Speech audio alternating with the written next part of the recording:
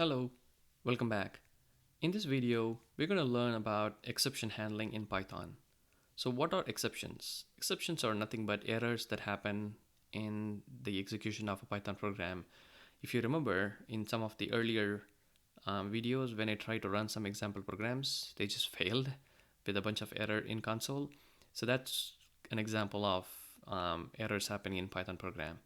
Now, if you also remember when those errors occurred, the program just abruptly stopped executing. And that is basically what we try to avoid by doing exception handling. Now, the errors and exceptions themselves are sometimes unavoidable, right?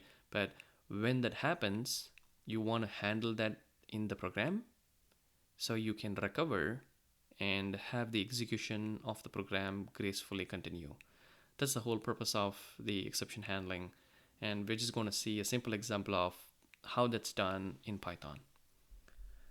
Let's switch to the editor. I'm going to create a new file and name it exceptions.py. Again, you can name it whatever you want.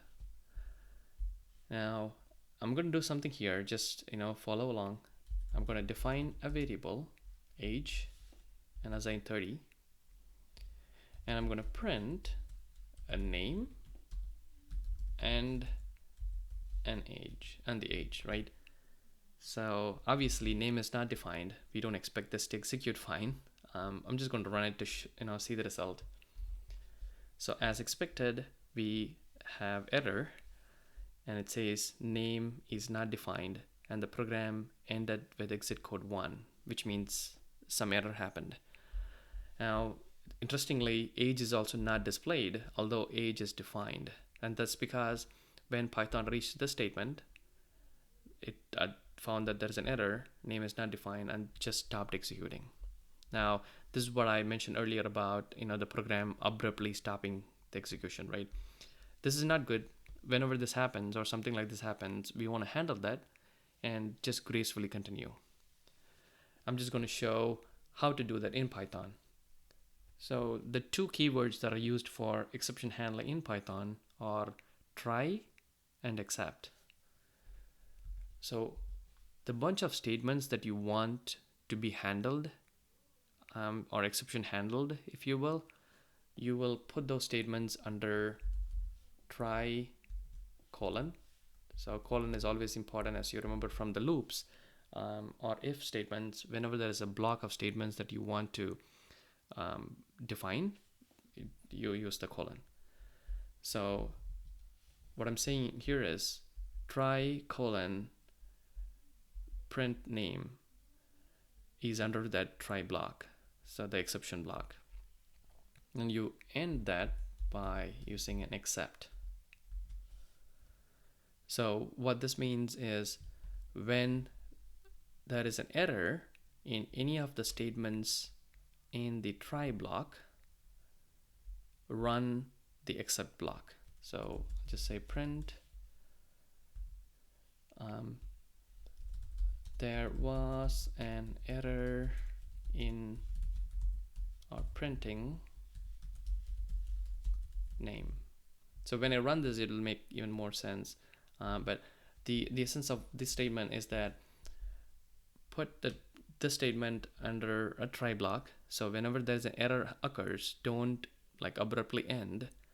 Run anything that's defined in the except block. I'm just going to quickly run it. We'll see the output and then we'll continue exploring what happened. So now, first of all, there is no error, although it's the same print.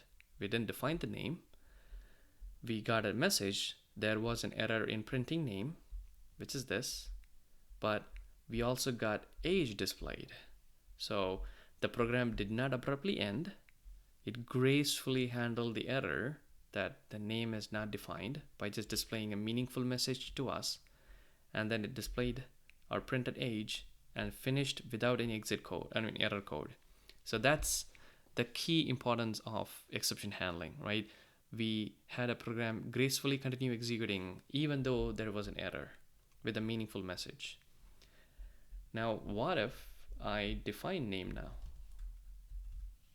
Name equals John. I'm saving it, trying to run it again. So this time we displayed John and the age.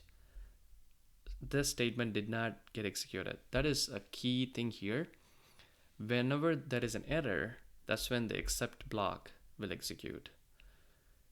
If there is no error, then there is no reason for the except block to execute. So the print name executed just like the print age.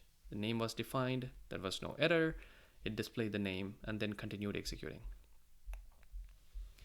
There's one final keyword that I wanted to show, which is not very applicable here, but it's good for you to know. It's called finally, colon, print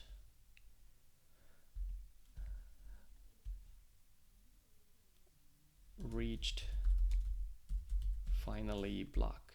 I'm doing this just to show you the use of finally. So I'm saving it.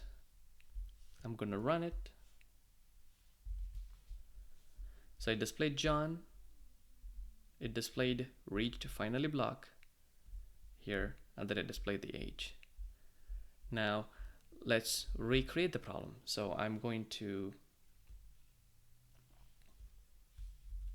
comment out deadline, which means I'm not defining name. I'm gonna run it. So this time we didn't define name, so as expected the except block ran. There was an error in printing name, and we have reached finally block and then age 30. So the key here is whether there is an error or not in the try block, finally or the block of statements under finally will always execute. Now there could be scenarios later in your programs where this will be a need. Here there is no need, I just put it there to show you how finally works. But the key thing to remember is except only runs, or the block of statements under except will only run if there is an error. But the finally block runs regardless of whether there's an error or not. So if there is a bunch of statements, or if there are a bunch of statements that you always want to run, no matter whether there was an error or not, those statements you will put it in finally. And if there are a bunch of statements that you want to execute only if there's an error, then you will put them in except. So that's the difference between except and finally. And this is how you would handle exceptions in your Python program so that they can gracefully continue executing, and then completion without abruptly ending with an error. Thanks for watching. See you in the next video.